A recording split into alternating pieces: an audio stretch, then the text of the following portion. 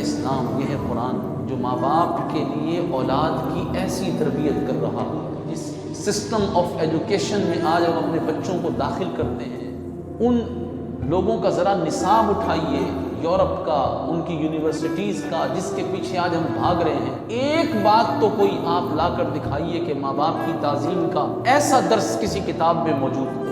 ان کے ہاں تو یہ ہو رہا ہے کہ ماں باپ کو اولڈ ہاؤس میں داخل کراؤ، ان کے ہاں تو یہ ہو رہا ہے کہ ماں باپ سے گھر کا کرایہ لو، ان کے ہاں تو یہ ہو رہا ہے کہ ماں باپ سالانہ مدر ڈے اور فادر ڈے مناؤ۔